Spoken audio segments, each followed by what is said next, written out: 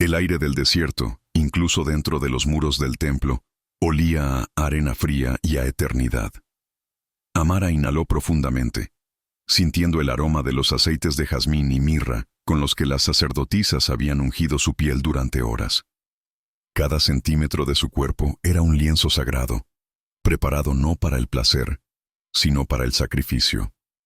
Durante 10 años, desde que la marca en forma de luna creciente en su cadera la había sentenciado, su vida había sido esta, un ritual interminable de purificación.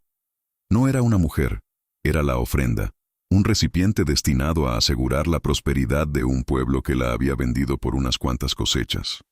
¿Recordaría a alguien su verdadero nombre cuando todo hubiera terminado? Su único espejo era un cuenco de cobre pulido lleno de agua, y en él no veía a una joven de 20 años, sino un par de ojos llenos de un terror reverente. Había sido adiestrada para la sumisión, para aceptar su destino como el mayor de los honores. Sin embargo, en el silencio de la noche, una pregunta prohibida le quemaba la garganta. ¿Qué se sentía al ser elegida por deseo y no por deber? Había perfeccionado la danza de la luna, un baile hipnótico de 7 velos que, según las leyendas, podía doblegar la voluntad de los dioses.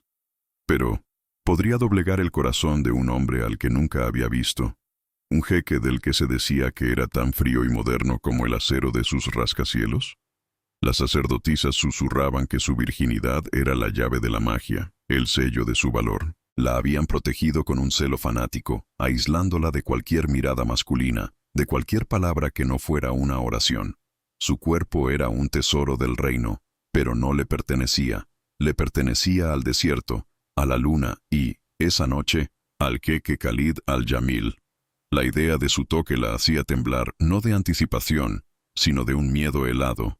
Sentía que, una vez cumplido el ritual y consumado el matrimonio, se convertiría en un objeto usado, un jarrón hermoso pero vacío, encerrado para siempre en un ala olvidada del palacio. ¿Era ese su único propósito en la vida? En su palacio de Shar, a cientos de kilómetros de las dunas sagradas, el jeque Khalid al-Jamil miraba los informes de la Bolsa de Valores de Nueva York con un profundo hastío. Cifras, porcentajes, adquisiciones. Ese era su mundo. Un universo de lógica y control donde las emociones eran un pasivo peligroso. Su poder era absoluto, forjado en salas de juntas y en negociaciones despiadadas, no en supersticiones polvorientas. El Consejo de Ancianos, con sus barbas blancas y sus ojos juzgadores, insistía en que debía cumplir con el ritual para asegurar la bendición sobre su último proyecto energético. $90 millones, la donación al templo, era el precio de su paz política.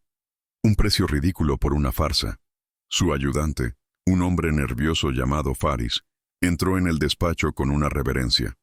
Su Alteza, el Consejo espera. La ceremonia comenzará con la salida de la luna llena. Khalid ni siquiera levantó la vista de la pantalla. «Que esperen», ordenó con una voz cortante como el cristal. Para él, esta noche no era más que una transacción humillante. Se vería obligado a casarse con una campesina anónima, elegida por una marca en la piel, para apaciguar a un grupo de fanáticos. La idea le revolvía el estómago, recordándole la traición de su ex prometida, una mujer que también había visto en él un mero instrumento para sus ambiciones. Desde entonces, su corazón era una fortaleza de cinismo, el amor era una debilidad, y él no podía permitirse ser débil. Mientras se ponía la túnica ceremonial, su mirada se cruzó con su reflejo en la pared de cristal de su oficina. Veía a un rey, a un multimillonario, a un hombre que lo tenía todo. Pero por dentro se sentía hueco, protegido por una armadura de frialdad que nadie había logrado penetrar. Esta ofrenda, esta niña del desierto, sería solo otra pieza en su tablero de ajedrez, un peón que sacrificaría para asegurar a la reina. No sentiría nada por ella, no se permitiría sentir nada. Era una inversión necesaria, y como todas sus inversiones, esperaba que diera sus frutos sin causarle problemas. ¿Qué podía tener de especial una chica criada en el aislamiento para hacer un sacrificio humano? El templo de la luna creciente no era más que un círculo de piedras antiguas bajo el cielo infinito del desierto. Antorchas parpadeantes arrojaban sombras danzantes sobre los rostros severos de los ancianos del consejo. Khalid estaba de pie en el centro, con una expresión de aburrimiento calculado, deseando que la farsa terminara cuanto antes. El aire se cargó de un silencio expectante, roto solo por el suave murmullo de los cánticos. Y entonces, ella apareció. Envuelto en 7 velos de seda color medianoche, su cuerpo se movía con una fluidez que no parecía humana. Era como si el propio viento del desierto hubiera tomado forma de mujer. Al principio, Khalid la observó con distancia clínica, como un objeto de arte exótico. Pero a medida que la danza avanzaba, algo en su interior comenzó a resquebrajarse. Con cada velo que caía al suelo, no revelaba simplemente más piel, sino una capa más profunda de su alma. Sus movimientos no eran seductores, eran sagrados, no eran provocadores, eran una oración. Había una inocencia en su sensualidad que lo desarmó por completo. El cinismo que había sido su escudo durante años se derritió como la cera de las antorchas. Su corazón, ese músculo atrofiado y olvidado, comenzó a latir con una fuerza primitiva que lo dejó sin aliento. ¿Quién era esta criatura que bailaba como si contuviera todos los secretos del universo? El último velo cayó, revelándola por completo. Estaba arrodillada en la arena, con la cabeza inclinada en un gesto de sumisión absoluta. Pero cuando levantó la vista y sus ojos se encontraron con los de él, Khalid sintió una sacudida eléctrica. En su mirada no había miedo, sino una dignidad profunda, una fuerza silenciosa que lo desafiaba. En ese instante, 1000 años de tradición se hicieron añicos. El protocolo dictaba que los sacerdotes debían completar la ceremonia, bendecir la unión y luego escoltarla a sus aposentos. Pero Khalid ya no era un jeque cumpliendo un deber. Era un hombre poseído por una necesidad que eclipsaba la razón, la política y el control. Ante el jadeo de asombro y horror del consejo, Khalid avanzó. Ignoró las manos temblorosas de los sacerdotes que intentaban detenerlo y, con un movimiento que era a la vez posesivo y reverente, la levantó en sus brazos. Su cuerpo era ligero, pero el impacto de su presencia era sísmico. El aroma a jazmín y a desierto lo envolvió, nublando sus sentidos. Sin decir una palabra, dándole la espalda a su consejo y a sus tradiciones, se la llevó de allí, caminando hacia la oscuridad mientras el eco de los cánticos interrumpidos moría a sus espaldas. Acababa de cometer un acto de profanación pública y no le importaba en absoluto. Amara se aferró a él, sintiendo el martilleo de su corazón contra su pecho. El mundo se había convertido en un borrón de antorchas y rostros conmocionados. Este hombre, este extraño todopoderoso, la sostenía como si fuera lo más preciado del mundo, pero también como si fuera una propiedad recién adquirida. El miedo y una extraña sensación de seguridad luchaban en su interior. No entendía nada. ¿Era esto parte del ritual? ¿O acababa de presenciar la ruptura de todas las reglas por su causa? La pregunta la aterrorizaba y a la vez encendía una diminuta y peligrosa chispa de esperanza en su alma. El viaje en el vehículo blindado fue silencioso, un abismo de tensión entre el mundo antiguo que dejaban atrás y la metrópolis de neón que se alzaba en el horizonte. Shar era una ciudad de cristal y acero que parecía devorar las estrellas. El palacio de Ónix era aún más imponente, una fortaleza de arquitectura minimalista que gritaba poder y riqueza. Era frío, impersonal, todo lo contrario al calor de la arena y la familiaridad del templo. Criadas silenciosas con uniformes impecables, los recibieron con la cabeza gacha, sin atreverse a mirar al jeque ni a la mujer que llevaba en brazos. Él no se detuvo hasta llegar a una enorme puerta de madera oscura. La abrió y la depositó suavemente en el suelo, en el centro de una suite tan vasta como una casa. Las paredes eran de ónix negro pulido, los muebles eran angulosos y modernos, y un inmenso ventanal ofrecía una vista panorámica de la ciudad que brillaba como un tesoro de joyas robadas. Él la miró por un instante, y sus ojos oscuros eran indescifrables. Había en ellos una tormenta de emociones que Amara no podía nombrar: deseo, confusión, rabia, quizás incluso arrepentimiento. Sin decir una palabra, se dio la vuelta y se fue, cerrando la puerta con un sonido suave pero definitivo. Amara se quedó sola en el centro de aquella jaula de oro. El silencio era ensordecedor. Se abrazó a sí misma, temblando incontrolablemente. Había pasado de ser una ofrenda sagrada, el centro de un ritual ancestral, a la cautiva de un jeque impredecible en cuestión de minutos. Su destino, que siempre había creído conocer, se había vuelto un completo misterio. Miró a su alrededor, a todo ese lujo frío y desalmado, y se sintió más sola que nunca. ¿Qué iba a hacer de ella ahora? ¿Qué quería ese hombre de ella, si no era simplemente cumplir con la tradición que él mismo acababa de destruir? Se acercó al ventanal, una pared de cristal que la separaba de un mundo que no conocía. Abajo, la ciudad bullía de vida, ajena a su drama. Tocó el frío cristal con la punta de los dedos. Durante toda su vida, le habían dicho que su propósito era ser entregada. Primero por su aldea al templo, y ahora por el templo a este hombre. Pero la forma en que él la había tomado, con esa urgencia desesperada, no se sentía como un deber. Se sentía como algo mucho más peligroso. Algo que podía tanto salvarla como destruirla por completo. ¿Había escapado de un destino para caer en otro mucho peor? Los primeros días en el Palacio de Onyx fueron una lección de soledad dorada. Amara deambulaba por la suite como un fantasma vestido de seda, rodeada de un lujo tan vasto y frío que le absorbía el calor del cuerpo.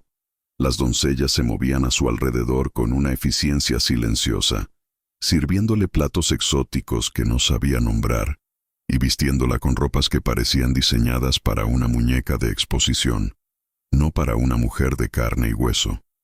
Nadie le hablaba directamente. Nadie la miraba a los ojos. Era la esposa del jeque, la consorte sagrada, y sin embargo, se sentía más invisible que nunca. ¿Acaso su existencia se había reducido a ser un adorno más en aquella jaula de opulencia y silencio? Khalid, por su parte, la observaba a través de las pantallas de seguridad de su despacho, un dios moderno vigilando su posesión más desconcertante. Se decía a sí mismo que era una simple precaución, una forma de asegurarse de que su inversión se adaptaba sin problemas, pero la verdad era que no podía apartar los ojos de ella. La veía tocar con vacilación los muebles de diseño, mirar la ciudad con una mezcla de anhelo y terror, o simplemente sentarse durante horas en un diván, perdida en sus pensamientos. Cada uno de sus gestos, tan llenos de una gracia natural y una tristeza contenida, era una grieta en la armadura de cinismo que había tardado años en construir. ¿Por qué le afectaba tanto la melancolía de una mujer que no era más que una pieza en su tablero político? Una tarde, desesperada por sentir el sol en la piel y el aire en los pulmones, Amara descubrió una pequeña puerta disimulada en una de las paredes de su suite. La curiosidad venció al miedo y la abrió, encontrándose en un balcón que daba a un jardín secreto. Un oasis escondido en el corazón de aquella fortaleza de cristal y acero. Estaba lleno de flores nocturnas, de jazmines y nardos, cuyas fragancias le recordaban al templo. Por primera vez en días, respiró hondo y sintió una punzada de algo parecido a la paz. Quizás, solo quizás, podría encontrar un pequeño rincón en este mundo extraño, donde no se sintiera completamente perdida. Fue allí, en ese jardín oculto, donde ocurrió su primer encuentro real. Amara encontró un pequeño pájaro con un ala rota, caído de su nido.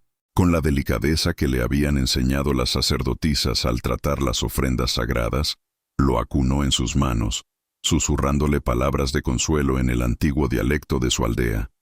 No se dio cuenta de que Khalid había entrado en el jardín y la observaba desde la sombra de un arco. Él había ido a darle instrucciones, a establecer las reglas de su convivencia, pero se quedó paralizado ante aquella escena. La ternura con la que ella trataba a esa criatura insignificante era tan pura, tan ajena a su mundo de poder y transacciones, que lo dejó sin palabras. «¿Qué estás haciendo?», preguntó él, su voz más áspera de lo que pretendía, rompiendo el hechizo del momento. Amara se sobresaltó, casi dejando caer al pájaro. Se giró para mirarlo, sus grandes ojos llenos de una alarma que rápidamente se transformó en una tranquila dignidad. «Está herido», respondió ella simplemente, como si fuera la única explicación necesaria en el mundo. No había sumisión en su tono, ni miedo, solo una verdad llana. Khalid sintió una extraña punzada de vergüenza por su propia dureza. ¿Cuándo fue la última vez que algo tan simple como el dolor de un ser vivo le había importado? Él se acercó lentamente, como si se aproximara a un animal salvaje que no quería asustar. Se arrodilló a su lado, un gesto que habría hecho jadear a cualquier miembro de su corte. Miró el pequeño pájaro en sus manos y luego la miró a ella. «En mi aldea», comenzó ella con voz suave, «creemos que los pájaros son los mensajeros de las almas. Cuidar de uno es como cuidar de la esperanza». Sus palabras eran como un bálsamo en el alma árida de Khalid. No hablaba de dinero, ni de poder, ni de estatus. Hablaba de esperanza, una palabra que él había desterrado de su vocabulario hacía mucho tiempo. Por primera vez, Khalid no vio a la ofrenda, ni a la esposa comprada, ni al problema político. Vio a Amara, una mujer con un corazón tan vasto como el desierto del que provenía. Se quedó en silencio durante un largo rato, simplemente observándola mientras ella improvisaba una pequeña tablilla para el ala del pájaro con una ramita y una tira de tela de su propio vestido. Aquel acto de sacrificio, tan pequeño y a la vez tan inmenso, lo golpeó con la fuerza de una revelación. ¿Cómo podía algo tan delicado poseer una fuerza tan monumental? Al día siguiente, en un intento por reafirmar su control y recordarle a ella, y a sí mismo, quién mandaba, Khalid la llevó a sus establos privados. Era su santuario de poder, el lugar donde criaba a los caballos árabes más caros y premiados del mundo. Le mostró su semental campeón, una bestia negra y musculosa que resoplaba con una arrogancia que reflejaba la de su dueño.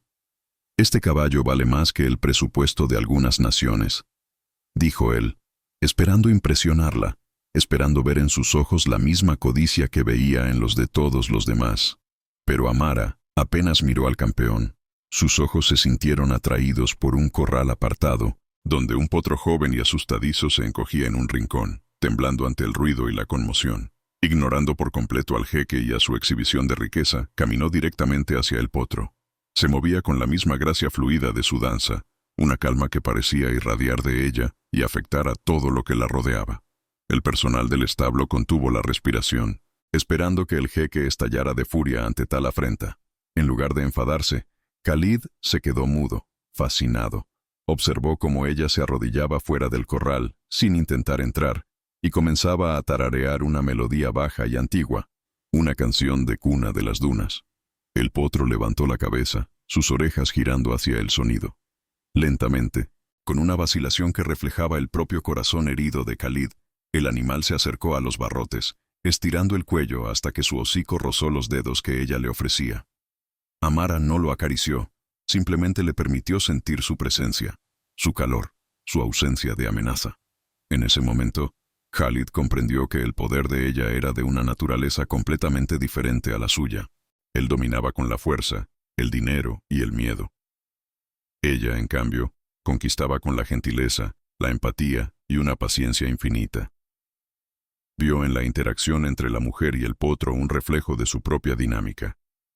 Él era la bestia salvaje y asustada, y ella era la única que parecía saber cómo calmar la tormenta que llevaba dentro.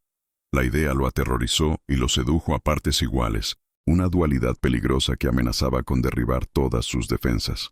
Esa noche, la tensión en la suite era casi palpable. El silencio ya no era vacío, sino que estaba cargado de todo lo no dicho, de las emociones que habían aflorado en el jardín y en los establos. Se sentaron a cenar en extremos opuestos de una larga mesa de mármol, pero la distancia física no hacía más que amplificar la conexión invisible que vibraba entre ellos. Amara apenas probó la comida. Había una pregunta que le quemaba en la garganta, una pregunta que necesitaba hacer para saber si tenía alguna esperanza de futuro o si estaba condenada a una vida de olvido. Finalmente, reuniendo un valor que no sabía que poseía, levantó la vista y lo miró directamente a los ojos. «Su Alteza», comenzó, su voz un susurro tembloroso pero firme. «¿Qué será de mí? ¿Cuándo? Cuando el matrimonio se consume y mi propósito se cumpla. ¿Me encerrará en esta ala del palacio para que nadie vuelva a verme? ¿Me convertiré en un fantasma, como las ofrendas que me precedieron?» La crudeza de su pregunta lo dejó sin aire, como si le hubieran dado un puñetazo en el estómago. La vulnerabilidad en sus ojos, el miedo genuino a ser desechada, actuó como un espejo, reflejando su propia crueldad y la frialdad de su plan original. Porque la verdad era que sí, ese había sido su plan. cumplir con el ritual, asegurar la estabilidad política y luego confinarla a una existencia cómoda pero invisible, lejos de su vida y, sobre todo, lejos de su corazón. Ver ese miedo hecho realidad en la expresión de ella le provocó una oleada de autodesprecio tan intensa que casi lo ahoga. ¿En qué clase de monstruo se había convertido? En lugar de responder con una mentira tranquilizadora o una evasiva autoritaria, Khalid hizo algo que no había hecho en años. Dijo la verdad. Se levantó, caminó hasta la ventana y miró la ciudad sin verla. Mi desconfianza, mi necesidad de control, no empezaron contigo, dijo, su voz ronca por la emoción contenida. Y entonces, para su propia sorpresa, le contó la historia de su ex prometida, la aristócrata europea que había sonreído a su lado mientras vendía secretos de Estado a sus enemigos. Le habló de la traición, de la humillación pública y del hielo que se había instalado en su corazón desde entonces. Amara escuchaba, su propio miedo eclipsado por la empatía que sentía por el dolor de él. Por primera vez, no veía al jeque todopoderoso, al hombre que la había comprado y poseído. Veía a un hombre herido, un hombre que había construido muros tan altos a su alrededor, que se había quedado prisionero dentro de ellos. Comprendió que su frialdad no era crueldad, sino una armadura. Y en ese instante de comprensión mutua, el abismo que los separaba se redujo a un simple paso. El poder había cambiado de manos. Ahora no era él quien la retenía a ella, sino que ambos estaban atrapados en la misma red de pasados dolorosos y futuros inciertos. La confesión quedó suspendida en el aire, pesada y frágil. Khalid se giró para mirarla. Sus ojos oscuros ya no eran fríos y calculadores, sino que ardían con una emoción cruda que la hizo estremecerse. Se acercó a ella, cada paso cargado de una tensión insoportable. Se detuvo tan cerca que ella podía sentir el calor que emanaba de su cuerpo, oler el sutil aroma a sándalo y a ozono que siempre lo envolvía. El mundo entero pareció reducirse a ese espacio minúsculo entre ellos, un universo a punto de colapsar o de nacer. Él levantó una mano, sus dedos temblando ligeramente, y le apartó un mechón de pelo de la cara. El simple roce de su piel contra la de ella fue como una descarga eléctrica, encendiendo cada terminación nerviosa de su cuerpo. «No eres como ella», susurró él, su voz apenas audible. «No eres como nadie que haya conocido». La sinceridad en sus palabras era tan abrumadora que a Amara se le llenaron los ojos de lágrimas.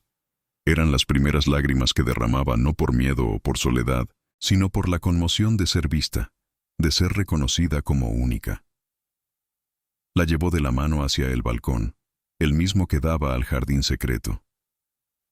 La noche del desierto había caído, fresca y llena de estrellas, y las luces de Sar se extendían a sus pies como una alfombra de diamantes. Pero Amara solo podía ver el reflejo de ese universo de luces en los ojos de Khalid. Él la atrajo hacia sí, colocando sus manos en su cintura, y la cercanía de su cuerpo fuerte y musculoso la dejó sin aliento. Podía sentir el latido acelerado de su corazón a través de la fina seda de su vestido, un ritmo salvaje que hacía eco al suyo. «Amara», dijo él, y la forma en que pronunció su nombre, no como un título o una designación, sino como una oración, la desarmó por completo. Inclinó la cabeza, y ella supo lo que iba a suceder. Y por primera vez, no sintió miedo. Sintió una expectación vertiginosa, una curiosidad ardiente por saber cómo sería ser elegida, no por deber, ni por tradición, sino por un deseo tan puro y abrumador como el que veía arder en sus ojos. Cerró los suyos, entregándose al momento. El beso no fue lo que esperaba. No fue la toma de posesión de un jeque, ni un acto de dominio. Fue un beso lleno de una desesperación contenida, de una reverencia casi dolorosa. Sus labios eran suaves al principio, explorando los de ella con una ternura que la hizo gemir. Pero entonces, la necesidad reprimida durante tanto tiempo estalló, y el beso se profundizó, volviéndose hambriento, posesivo. Una conversación sin palabras en la que ambos confesaban su soledad, su miedo y su anhelo. Amara le devolvió el beso con la misma intensidad, aferrándose a él como si fuera el único punto fijo en un universo que se tambaleaba. Cuando finalmente se separaron, ambos estaban sin aliento. con los labios hinchados y los ojos brillantes de emociones demasiado complejas para ser nombradas. Se quedaron mirándose en el silencio de la noche, el eco de su beso todavía vibrando en el aire. En ese instante, ambos supieron, con una certeza absoluta y aterradora, que las reglas habían cambiado para siempre. Ya no se trataba de un ritual, ni de un contrato, ni de una transacción política. Se había convertido en algo infinitamente más peligroso y mucho más real, y ninguno de los dos sabía cómo sobrevivir a ello. El beso los había dejado suspendidos en un limbo de fragilidad y asombro. La mañana siguiente, el aire del palacio se sentía distinto, más ligero, como si la noche hubiera purgado décadas de soledad de sus muros de ónix. Amara se despertó envuelta en sábanas de seda que, por primera vez, no se sentían como los hilos de una jaula, sino como una caricia. Se tocó los labios, todavía hinchados por la ferocidad y la ternura de su beso, y una sonrisa tímida, la primera sonrisa genuina desde que era una niña, iluminó su rostro. Por primera vez en su vida, no se sentía como una ofrenda, sino como una mujer elegida. ¿Sería posible que este hombre, este rey de un mundo de acero y poder, pudiera verla de verdad?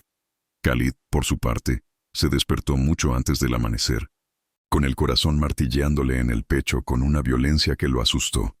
El sabor de Amara todavía estaba en sus labios, una mezcla de inocencia y fuego que había incendiado su autocontrol. Se sentía a la vez un conquistador y un conquistado, un hombre que había cruzado una línea de la que no había retorno. Se sumergió en una ducha helada, intentando que el agua borrara la sensación de su piel, el sonido de su gemido ahogado. Pero era inútil.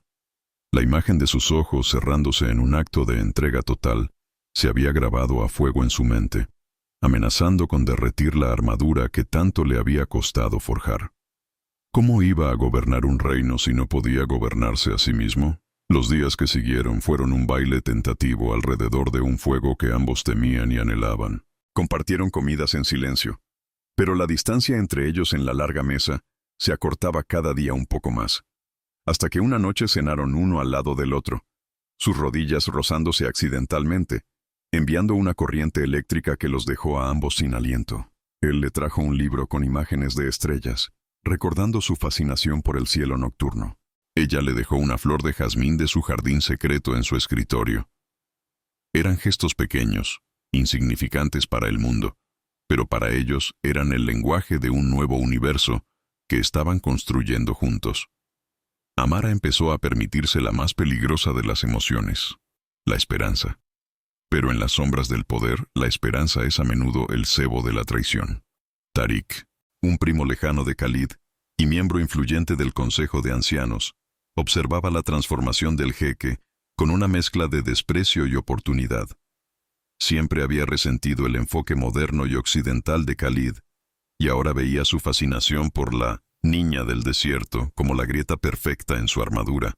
Con una sonrisa torcida, hizo una llamada a un contacto en una agencia de noticias internacional. «Tengo una historia para ti», dijo con voz melosa, «sobre cómo nuestro ilustre jeque respeta nuestras más sagradas tradiciones. Tengo incluso la cifra exacta de su devoción».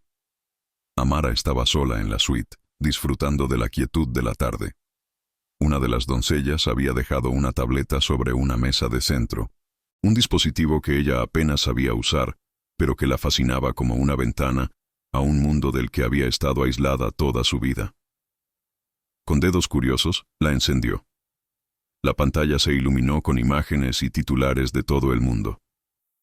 Su dedo se detuvo en una noticia destacada, con una foto de Khalid, imponente y severo, y a su lado, una foto borrosa de ella, envuelta en velos, durante la noche del ritual. ¿Qué diría el mundo sobre ellos? El titular la golpeó con la fuerza de una bofetada. El jeque compra una virgen sagrada por $90 millones. Las palabras bailaron frente a sus ojos, perdiendo todo sentido antes de volver a unirse en una frase de una crueldad insoportable. $90 millones. Un número. Un precio. El mundo no veía a una mujer, ni siquiera a una ofrenda. Veían una mercancía. Y el hombre que la había besado con una desesperación que parecía amor era, a los ojos de todos, su comprador. La tableta se sintió de repente pesada y sucia en sus manos, un artefacto de un mundo que solo entendía el lenguaje del dinero. La palabra compra resonó en el silencio de la suite, rebotando en las paredes de ónix hasta convertirse en un grito ensordecedor dentro de su cabeza. Cada recuerdo tierno de los últimos días se corrompió al instante, manchado por la fría lógica de una transacción. El beso en el balcón no había sido un acto de pasión, sino el sello final de una adquisición. Su confesión sobre su ex prometida no había sido un momento de vulnerabilidad, sino una táctica para ganarse la confianza de su valiosa inversión. ¿Había sido todo una farsa? ¿Una actuación magistral para asegurar que su propiedad permaneciera dócil y complaciente? El dolor era tan agudo que le costaba respirar. Se miró en el oscuro reflejo de la pantalla apagada y vio el rostro de una tonta. Una niña ingenua que había confundido la posesión con la pasión, la lujuria con el amor. La habían criado para ser un objeto de veneración, y él simplemente había cambiado la etiqueta de sagrada a costosa. La humillación era un veneno que se extendía por sus venas, quemando cada gramo de la esperanza que había comenzado a florecer en su corazón. Su valor no residía en su espíritu, ni en su corazón, sino en un número con muchos ceros impreso en los titulares de todo el mundo. Mientras tanto, en la torre de su imperio corporativo, la tormenta política golpeaba a Khalid con toda su fuerza. Su ayudante, Faris, entró en su despacho sin llamar, con el rostro pálido y una tableta en la mano temblorosa. «Su Alteza», balbuceó. Khalid le arrebató el dispositivo, sus ojos recorriendo rápidamente los titulares. Su primera reacción fue una oleada de furia helada. No por el contenido, no por Amara, sino por el ataque directo a su autoridad. Era una jugada de Tariq, lo sabía, un intento de pintarlo como un déspota feudal ante sus socios occidentales, y como un profanador ante el Consejo. Su mente se puso inmediatamente en modo de control de daños. «Cancela mis próximas 3 reuniones. Convoca al jefe de seguridad. Quiero saber quién ha filtrado esto y quiero saberlo hace 1 hora», ordenó, su voz cortante como un diamante. Su cerebro, entrenado para la batalla corporativa, analizaba las variables. El impacto en el acuerdo energético, la reacción del Consejo, la estrategia de relaciones públicas. En su cálculo frío y pragmático, la reacción emocional de Amara ni siquiera figuraba como una variable principal. Era una complicación, sí, pero una que manejaría más tarde, una vez que el verdadero fuego estuviera contenido. ¿Acaso no entendería ella que esto era política, que no tenía nada que ver con ellos? Cuando finalmente regresó al palacio al anochecer, la atmósfera en la suite era gélida. La encontró de pie junto al gran ventanal, dándole la espalda. No llevaba las sedas y las joyas con las que solía vestirla, sino el sencillo vestido de lino blanco que llevaba cuando llegó. Era una declaración silenciosa, un rechazo a todo lo que él representaba. Cuando se giró para mirarlo, su rostro estaba tranquilo, pero sus ojos, esos ojos que lo habían hechizado con su profundidad, estaban vacíos, como 2 pozos oscuros. Sostenía la tableta con una mano, como si fuera un arma.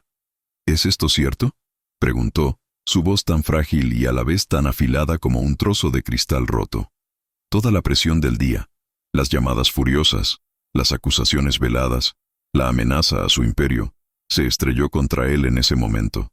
Vio su pregunta no como una súplica de consuelo, sino como otra acusación en una larga lista. Su mecanismo de defensa, perfeccionado durante años de traiciones, se activó. La vulnerabilidad era una debilidad, y en ese momento no podía permitirse ser débil. Se enderezó, adoptando la máscara del jeque, del líder inquebrantable. «Es una manipulación política», respondió, su tono despectivo y frío. «Palabras diseñadas para debilitarme. No significan nada». Pero ella no apartó la mirada. «No he preguntado qué significan. He preguntado si es cierto. ¿Pagaste $90 millones por mí?». La pregunta directa, despojada de toda emoción, lo acorraló. Quería gritar que esos 90 millones no eran nada comparados con lo que ella le hacía sentir, que pagaría 1000 veces esa suma solo por volver a verla sonreír. Pero las palabras no salieron. En su lugar, salió la lógica fría del hombre de negocios, la única verdad que se sentía segura. «Fue una inversión necesaria para la estabilidad del reino», dijo, las palabras saliendo de su boca antes de que pudiera detenerlas. un formalismo para asegurar la paz con el consejo. La palabra inversión colgó en el aire entre ellos, tóxica y letal. Vio como el último atisbo de luz se extinguía en los ojos de Amara. Su rostro, que había estado tenso por el dolor contenido, se quedó completamente vacío, como una máscara de porcelana rota. Fue un cambio tan sutil y a la vez tan devastador que a Khalid se le heló la sangre en las venas. Había esperado lágrimas, gritos, una tormenta de emociones que pudiera manejar, que pudiera dominar. Pero ese silencio, esa nada absoluta, era un abismo en el que sintió que caía sin fin. Una inversión, repitió ella, su voz un susurro hueco que pareció absorber todo el sonido de la habitación. Por supuesto, qué tonta he sido. No había ira en su tono, ni siquiera tristeza, solo una resignación tan profunda que era más dolorosa que cualquier acusación. Se dio la vuelta y caminó con una dignidad fantasmal hacia el dormitorio. Cada paso era una sentencia, un clavo más en el ataúd de lo que sea que hubiera estado naciendo entre ellos. ¿Cómo podía haber sido tan ciego? Amara, espera, dijo él, su voz ronca, dando un paso hacia ella. No es lo que quería decir. Las palabras salieron mal. Pero era demasiado tarde. La puerta del dormitorio se cerró con un suave clic, un sonido casi inaudible que resonó en la suite como un disparo. Se quedó solo en medio de la vasta sala, rodeado de un lujo que de repente parecía obsceno y vacío. Las palabras no habían salido mal, habían salido de lo más profundo de su miedo, de su cínica visión del mundo, y habían destruido lo único puro que había encontrado en él. Dentro de la habitación, Amara se apoyó contra la puerta, su cuerpo finalmente cediendo a los temblores que había estado conteniendo. Se deslizó hasta el suelo, abrazándose las rodillas, pero no lloró. Las lágrimas parecían un lujo que no podía permitirse, una emoción demasiado blanda para la dura y fría verdad a la que se enfrentaba. Había sido comprada, había sido valorada, y ahora había sido descartada como un simple formalismo. En la oscuridad, una nueva fuerza, nacida de la más absoluta de las desesperaciones, comenzó a crecer en su interior. No sería la inversión de nadie, no sería el objeto de nadie. Recuperaría su alma, aunque fuera lo único que le quedara. Pasaron las horas. Se negó a abrir la puerta. Rechazó la comida que le enviaron. Finalmente, una doncella aterrorizada se acercó a Khalid, que no se había movido de la puerta del dormitorio, y le entregó un pequeño trozo de papel doblado. Era de Amara. Con manos temblorosas, lo abrió. La caligrafía era elegante, precisa, como ella. Y las palabras eran cuchillos. Exijo el divorcio, según las leyes de su mundo. O devuélvame al templo, según las leyes del mío. Renuncio a mi título, a sus joyas, a todo. Solo quiero mi libertad. Divorcio. Renuncia. La brutalidad de sus palabras lo golpeó con más fuerza que cualquier escándalo mediático. Ella no solo lo estaba rechazando a él, estaba rechazando su mundo entero, su poder, su riqueza, todo lo que la gente anhelaba. Estaba eligiendo la nada antes que estar con él. Por primera vez en su vida, Khalid al-Jamil, el hombre que podía comprar países, se enfrentaba a algo que no podía poseer, a una voluntad que no podía doblegar. Y la impotencia lo estaba volviendo loco. ¿Cómo se había atrevido a romperla de esa manera? La noticia de la ruptura interna se filtró con la misma rapidez que el escándalo inicial. El Consejo de Ancianos convocó una reunión de emergencia. Liderados por Tariq, lo acusaron públicamente. No solo profanaste el ritual con tu impaciencia carnal, tronó un anciano, sino que ahora has humillado a la ofrenda sagrada, has convertido su bendición en una mercancía y la has llevado a la desesperación. Has puesto en peligro la prosperidad de Sahara. Las paredes del salón del trono parecían encogerse a su alrededor. Las voces de sus antepasados susurrando su fracaso desde los retratos. El caos se extendió al mundo de los negocios. Los inversores occidentales, ya nerviosos por la inestabilidad política, leyeron los titulares sobre una reina comprada que ahora exigía el divorcio y vieron la situación como un circo de un reino atrasado. Las llamadas empezaron a llegar, expresando serias preocupaciones. El acuerdo energético, La joya de la corona de su plan de modernización pendía de un hilo. Todo lo que había construido con una lógica implacable se estaba desmoronando por una sola emoción que se había negado a reconocer. Se encerró en su despacho, el único lugar donde todavía se sentía en control, pero las paredes de cristal solo reflejaban su propio fracaso. Estaba atrapado entre dos mundos que chocaban, y él era el epicentro del desastre. El mundo de la tradición lo acusaba de sacrilegio, el mundo de la modernidad, de barbarie. Y en el centro de todo, estaba el recuerdo de los ojos de Amara, vaciándose de vida por su culpa. Se dio cuenta de que no le importaba el consejo, ni los inversores, ni siquiera el reino. Solo le importaba ella, y la había perdido. En su jaula dorada, Amara yacía en la oscuridad, sintiendo un dolor tan profundo que era casi una forma de paz. Era el dolor familiar de la soledad, el que la había acompañado toda su vida. Por un breve y deslumbrante momento, Khalid le había hecho creer que podía escapar de él. Le había mostrado un espejismo de amor en el desierto de su existencia, y ella, sedienta, había bebido de él sin dudar. Ahora, la resaca de esa ilusión era una agonía. Lloró por la niña tonta que había sido, por la mujer que nunca llegaría a ser. Khalid pasó la noche en vela, recorriendo su despacho como un animal enjaulado. La conversación con Amara se repetía en su mente en un bucle tortuoso. Sus palabras, una inversión necesaria. ¿Cómo pudo haber sido tan cruelmente estúpido? Había pasado toda su vida construyendo muros para proteger un corazón que creía roto, solo para descubrir que la verdadera rotura era la que él infligía a los demás. Se había convertido en un reflejo de todos los que lo habían traicionado.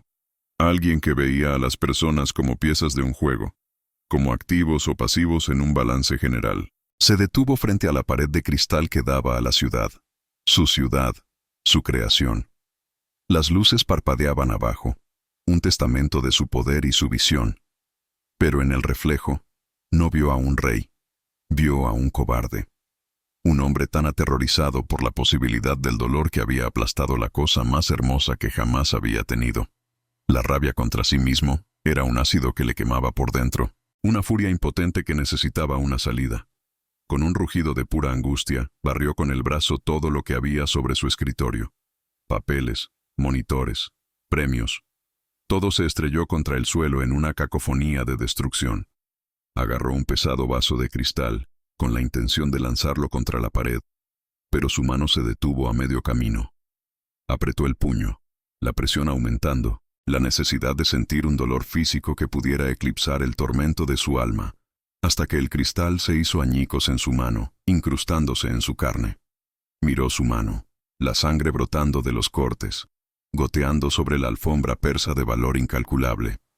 El dolor agudo y limpio fue un alivio momentáneo, un ancla en la tormenta de su arrepentimiento. Pero no duró. La imagen del rostro devastado de Amara volvió a su mente, y el dolor en su mano se convirtió en una insignificancia. Se había cortado a sí mismo, pero era a ella a quien había desangrado, y ninguna cantidad de dolor autoinfligido podría cambiar eso. En la oscuridad de su habitación, las lágrimas de Amara finalmente se secaron. Un silencio helado se instaló en su alma, y con él, una claridad de propósito que nunca antes había sentido. Había pasado su vida entera siendo definida por otros, por los ancianos de su aldea, por las sacerdotisas del templo, por el jeque de Sahara. Ahora, en el punto más bajo de su vida, en la ruina de sus esperanzas, finalmente se encontró a sí misma. No era una ofrenda, no era una compra, era Amara, y Amara sobreviviría. El acto terminó con dos almas en la oscuridad, separadas por un muro de orgullo herido y palabras crueles. Khalid permaneció inmóvil en su despacho en ruinas, su mano sangrando sin que él se diera cuenta, mirando fijamente el imperio que ya no le traía ningún consuelo. El rey había perdido lo único que no sabía que necesitaba, su único tesoro verdadero, y no tenía ni idea de cómo recuperarlo. Y en su habitación, Amara se sentó junto a la ventana, pero ya no miraba las deslumbrantes luces de la ciudad. Su mirada estaba fija en la luna, un fino creciente de plata en el cielo de terciopelo negro, un eco de la marca que la había sentenciado a este destino. Se tocó la cadera, sintiendo el leve relieve de la cicatriz bajo la tela. Ya no era una marca de destino, sino un recordatorio de su propia fuerza. La habían vendido, la habían comprado, la habían roto, pero no la habían destruido. La separación era total, y en esa desolación, Amara comenzaba por fin a forjar su propia corona. La sangre que manaba de su mano era una visión extrañamente lúcida en medio del caos de su despacho.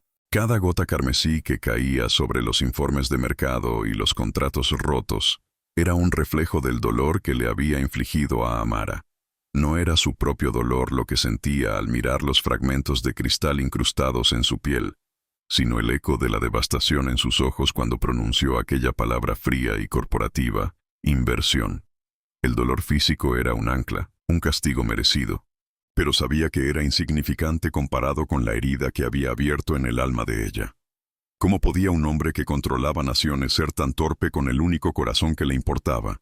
La furia contra sí mismo, que lo había llevado a destrozar su santuario de poder, se transformó en una calma gélida, una resolución tan afilada como los cristales en su puño.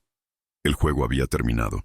Había pasado años construyendo un imperio basado en la lógica, el control y la supresión de cualquier debilidad, solo para darse cuenta de que su mayor fortaleza estaba encerrada en una habitación, rota por su culpa.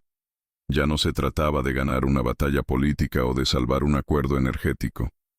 Se trataba de merecerla, de demostrarle a ella, y al mundo entero, que su cínico corazón era capaz de algo más que calcular el precio de las cosas. Sabía lo que tenía que hacer, y el coste sería su orgullo, su reputación, todo. Con su mano herida envuelta torpemente en un pañuelo, marcó el número de su jefe de gabinete. La voz de Faris sonó nerviosa, como siempre, pero la voz de Khalid al responder era irreconocible. No había rastro del filo autoritario ni de la impaciencia glacial. Era el tono de un hombre que había tocado fondo y había decidido escalar la pared del abismo con las uñas. Faris, cancela todo, dijo con una calma mortal. Convoca una rueda de prensa internacional en el Salón del Trono para mañana al mediodía. Y asegúrate de que todos los miembros del Consejo de Ancianos estén presentes. Es obligatorio. Faris no entendía qué estaba pasando, pero el tono de su señor le heló la sangre. Hubo un silencio al otro lado de la línea, roto solo por una respiración vacilante. Su Alteza. ¿Una rueda de prensa? ¿Sobre qué tema? El equipo de Relaciones Públicas aconseja silencio absoluto hasta que el escándalo se calme. Faris intentó razonar, apelar a la lógica que siempre había guiado a su jeque, pero Khalid lo interrumpió, y esta vez su voz era como el acero. El tema soy yo, Faris. El tema es mi fracaso. Y no habrá silencio, habrá una confesión. Haz lo que te he ordenado. El ayudante tragó saliva, comprendiendo que no estaba hablando con el estratega frío de siempre, sino con un hombre movido por una fuerza mucho más poderosa e impredecible que la política. ¿Qué locura estaba a punto de cometer? Khalid colgó antes de que Faris pudiera objetar más. Sabía que su orden desataría el pánico en el palacio, que sus consejeros lo llamarían suicida. Lo era. Un suicidio público de la imagen que había construido con tanto esmero durante toda su vida. Estaba a punto de entregarle a sus enemigos el arma perfecta para destruirlo, de admitir una debilidad que lo haría parecer un tonto a los ojos del mundo financiero. Pero por primera vez, el juicio del mundo no le importaba. Solo le importaba el juicio de una mujer, una joven del desierto cuyos ojos contenían un universo que él había estado a punto de extinguir. ¿Sería suficiente su sacrificio para volver a encender una sola de esas estrellas? Se pasó la noche en vela, no planeando estrategias, sino escribiendo y reescribiendo una sola frase en su mente. Perdóname. No era una orden, ni una negociación. Era una súplica. Por primera vez en su vida adulta, Khalid al-Jamil estaba aterrorizado. No temía perder su trono, ni su fortuna. Temía que, después de todo, después de quemar su mundo hasta los cimientos por ella simplemente le diera la espalda y se marchara. Ese miedo, tan puro y tan humano, era la prueba irrefutable de que la había perdido no solo como una posesión, sino como una parte vital de sí mismo. Y ahora tenía que luchar para recuperarla, no como un rey, sino simplemente como un hombre. Mientras tanto, En el silencio de sus aposentos, Amara se había convertido en una estatua de resignación. El torrente de lágrimas se había secado, dejando tras de sí un desierto helado en su alma.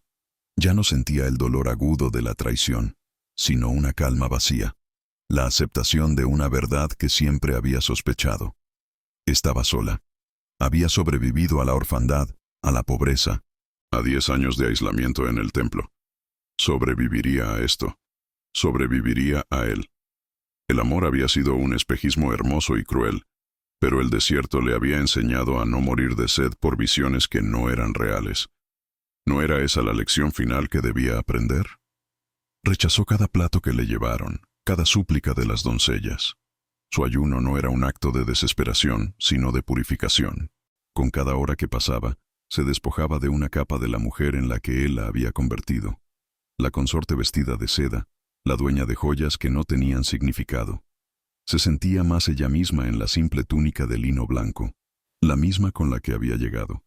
Era una armadura de humildad, un recordatorio de que había existido antes de él y que existiría después.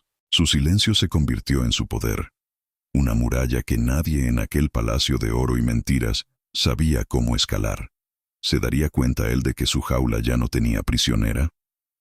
Con una lentitud deliberada, dobló las pocas prendas sencillas que le pertenecían y las guardó en una pequeña bolsa de tela. No había nada más que quisiera llevarse de aquel lugar, excepto su propia dignidad. Su plan era simple. Cuando la noche fuera más profunda, se deslizaría fuera del palacio y caminaría hacia el desierto. Regresaría al templo, no como una ofrenda fallida, sino como una mujer que renunciaba al mundo de los hombres. Se convertiría en una sacerdotisa, dedicaría su vida a la luna, la única amante constante y silenciosa que había conocido. Era un final solitario, pero era suyo. ¿Podría encontrar la paz en la renuncia total? Unos golpes firmes en la puerta la sacaron de su trance. No era el toque tímido de una doncella. Eran los nudillos de un soldado. Se levantó, su corazón latiendo con una calma expectante. Pensó que venía a expulsarla, a cumplir finalmente su deseo de divorcio. Pero cuando abrió la puerta, se encontró con el jefe de la Guardia Real, un hombre cuya lealtad a Khalid era legendaria. Su rostro era una máscara de confusión y respeto.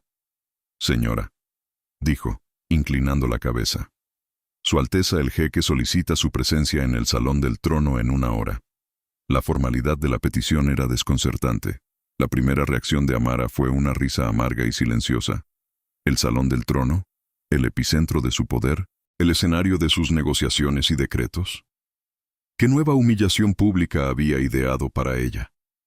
Quizás quería anular su matrimonio delante de todo el consejo, despojarla de su título de la forma más cruel posible para reafirmar su autoridad. El veneno de la sospecha era tan potente que casi le hizo cerrar la puerta en la cara del guardia. ¿Por qué debería concederle una última oportunidad para destrozarla? Pero entonces, algo cambió dentro de ella. No era esperanza, era algo más duro, más afilado, orgullo. Había llegado a ese palacio como una ofrenda silenciosa. Se había enfrentado a él como una esposa comprada y herida. Ahora, se enfrentaría a él una última vez como Amara, una mujer libre que no tenía nada que perder. No iría como una víctima convocada a su propia ejecución, sino como una reina que iba a inspeccionar las ruinas de su reino. Aceptó con un simple asentimiento, y mientras el guardia se retiraba, una extraña fuerza la invadió. Iba a presenciar el final de su historia, y lo haría con la cabeza bien alta. El Salón del Trono era un hervidero de caos controlado. Docenas de periodistas de todo el mundo habían instalado sus cámaras, sus cables serpenteando por los preciosos mosaicos como enredaderas tecnológicas. La noticia de una rueda de prensa de emergencia había desatado un frenesí de especulaciones. ¿Iba a abdicar el jeque? ¿Anunciaría una guerra? El aire crepitaba con una tensión casi insoportable, una mezcla de ambición periodística y pavor político. El destino de Sahara parecía estar a punto de decidirse bajo el resplandor de los focos. Los miembros del Consejo de Ancianos llegaron con rostros sombríos, sus túnicas blancas un marcado contraste con el negro pulido de las paredes. Murmuraban entre ellos, lanzando miradas furiosas hacia el trono vacío. Habían sido convocados por decreto, una orden que no podían ignorar, y la humillación de ser obligados a asistir a un circo mediático avivaba su resentimiento. Estaban allí para presenciar la caída de un jeque que, en su opinión, había despreciado sus tradiciones y ahora pagaría el precio. ¿Sería este el día en que recuperarían el poder perdido? Tariq, el primo de Khalid, se movía entre los ancianos con una sonrisa apenas disimulada. Era su momento de triunfo. Su filtración había funcionado mejor de lo que jamás había soñado, acorralando a Khalid contra la pared. Estaba convencido de que su primo iba a anunciar su divorcio de la ofrenda y a intentar algún torpe control de daños. Pero el daño ya estaba hecho. Tariq se imaginaba a sí mismo liderando el consejo, guiando a Sahara de vuelta al camino de la tradición pura, una vez que el modernizador hubiera sido depuesto. Saboreaba la victoria, sin saber que el hombre al que creía haber derrotado había cambiado por completo las reglas del juego. En sus aposentos privados, Khalid se preparaba para la batalla más importante de su vida. Rechazó el uniforme militar y el traje de negocios que le ofrecieron sus ayudantes. En su lugar, eligió una simple túnica blanca tradicional, la ropa de sus antepasados del desierto. Era un gesto de humildad, un reconocimiento de las raíces que había despreciado. La única marca de su estatus era la daga ceremonial en su cinturón, y la única marca de su tormento era el vendaje blanco y limpio que cubría su mano derecha. Se miró en el espejo y no vio a un rey, vio a un pecador camino de su confesión. Amara caminaba por los largos y silenciosos pasillos del palacio, su sencilla túnica blanca ondeando a su alrededor. Los sirvientes se apartaban a su paso, inclinando la cabeza con una mezcla de piedad y asombro. Ya no era la consorte asustada ni la esposa furiosa. Se movía con la gracia serena de alguien que ha aceptado su destino, una calma que desconcertaba a todos los que la veían. Cada paso sobre el mármol frío era un eco de su determinación. No sabía lo que le esperaba detrás de aquellas puertas, pero sabía que saldría de allí siendo ella misma, intacta en su esencia. ¿Era esa la verdadera libertad? Llegó a las enormes puertas de ónix del salón del trono. Podía oír el murmullo expectante de la multitud al otro lado, un monstruo de 1000 cabezas esperando su sacrificio. Por un instante, el miedo amenazó con paralizarla, el recuerdo de ser un objeto de exhibición, una ofrenda para ser consumida. Pero respiró hondo, no el aire viciado del palacio, sino el aire del desierto que llevaba en su memoria. Se irguió, y la niña que fue vendida por su aldea y la mujer que fue comprada por un jeque se fusionaron en una sola entidad, inquebrantable. Estaba lista. Las puertas se abrieron con un gemido solemne, revelando la escena que la esperaba. Cientos de ojos se volvieron hacia ella, y el destello de los flashes fue como una tormenta de relámpagos cegadora. El murmullo se convirtió en un jadeo colectivo. Nadie esperaba verla a ella. Era la pieza central del escándalo, la misteriosa mujer comprada, y allí estaba, caminando hacia el centro de la tormenta con una dignidad que desafiaba cualquier titular. Por un momento, el mundo entero pareció contener la respiración. Su mirada barrió la sala, ignorando las cámaras y los rostros curiosos, hasta que lo encontró. Khalid no estaba sentado en el trono dorado, el símbolo de su poder absoluto. Estaba de pie frente a él, en el mismo nivel que los demás, como un simple mortal. Sus ojos se encontraron a través de la distancia, y en la mirada de él no había arrogancia ni frialdad, sino una súplica tan cruda y desesperada que le dio un vuelco el corazón. A pesar de todo su dolor, a pesar de toda su resolución, esa mirada la desarmó. ¿Qué significaba esa vulnerabilidad en el hombre más controlado que había conocido? Comenzó a caminar por el largo pasillo central, el camino que la llevaba directamente hacia él. Cada paso se sentía pesado, como si caminara contra una corriente invisible de juicio y expectación. El sonido de los obturadores de las cámaras era como el zumbido de insectos voraces, pero ella no los oía. Solo oía el latido de su propio corazón, un tambor que marcaba el ritmo de esta confrontación final. No sabía si caminaba hacia su liberación o hacia una trampa aún más sofisticada, pero seguía avanzando, atraída por la verdad que ardía en los ojos de él. Khalid la observó acercarse, y cada fibra de su ser gritaba por correr hacia ella, por protegerla de las miradas lascivas de la multitud. Pero se obligó a permanecer inmóvil, a soportar la agonía de su escrutinio. Era parte de su penitencia. Verla caminar hacia él, tan regia en su sencillez, tan fuerte en su fragilidad, fue a la vez un tormento y una bendición. Era la encarnación de todo lo que había despreciado y todo lo que ahora anhelaba. Si ella se daba la vuelta en ese momento, él se derrumbaría. ¿Tendría el coraje de llegar hasta el final? Cuando ella se detuvo a pocos metros de la tarima, él se acercó al podio y al micrófono. El silencio en la sala era absoluto, denso, casi se podía tocar.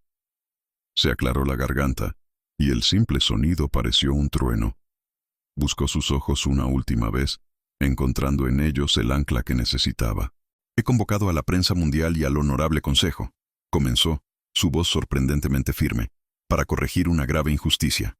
Las palabras resonaron en el salón, cargadas de un peso que nadie anticipaba. Miró directamente a Amara, hablando solo para ella, aunque el mundo entero estuviera escuchando. Una injusticia que yo, y solo yo, he cometido. La admisión fue una bomba. Los miembros del consejo se miraron, confundidos. Tariq sintió un escalofrío. Esto no era lo que esperaba.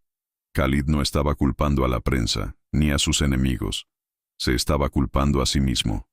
¿Qué estaba haciendo? Hace unas semanas, continuó, su mirada nunca abandonando la de ella. El mundo conoció a esta mujer a través de titulares que hablaban de una transacción, de un precio, de una compra. No rehuía las palabras, las lanzaba como piedras contra su propio pecho. La verdad es que vi a esta mujer y la quise con una desesperación que no entendía. Y en mi arrogancia, en mi cinismo, creí que el poder y el dinero me daban derecho a poseerla. Creí que podía comprar un alma. Un jadeo recorrió la sala. Estaba confesando no un error político, sino un pecado moral. La prensa informó de que pagué $90 millones por ella. Tenían razón en la cifra, pero se equivocaron por completo en el concepto. Hizo una pausa, dejando que la tensión se acumulara. No fue un pago, fue un insulto a su espíritu, a su dignidad, y a la conexión sagrada que sentí en el momento en que la vi. La confesión era tan íntima, tan brutalmente honesta, que los periodistas se olvidaron por un momento de sus cámaras. Estaban presenciando la disección pública del alma de un rey. Con una voz que se quebraba por momentos, les habló de su pasado, de su traición, de la armadura de hielo que había construido alrededor de su corazón. No para excusarse, sino para explicar la ceguera que lo había llevado a herir a la única persona que había logrado penetrarla. Estaba desnudando sus cicatrices ante el mundo, destruyendo su imagen de líder infalible para demostrarle a una sola mujer que era capaz de ser vulnerable. Estaba renunciando a su poder para tener una oportunidad de ser simplemente un hombre. ¿Podría ella ver la verdad en su humillación? Amara escuchaba, inmóvil, sintiendo cómo cada una de sus palabras derribaba las defensas que había construido. La ira se disolvía, la humillación se transformaba en una empatía dolorosa. No estaba presenciando una estrategia mediática, estaba presenciando un acto de expiación. El hombre que la había roto se estaba rompiendo a sí mismo frente a ella, ofreciéndole los pedazos como una ofrenda. La pregunta ya no era si él la había comprado, sino si este nuevo hombre, nacido de las cenizas de su orgullo, era real. Ese dinero, declaró Khalid, su voz recuperando su fuerza, manchado por mi orgullo y mi miedo, será purificado. Hoy, ante todos ustedes, firmo el decreto para la creación de la Fundación Amara. Un murmullo.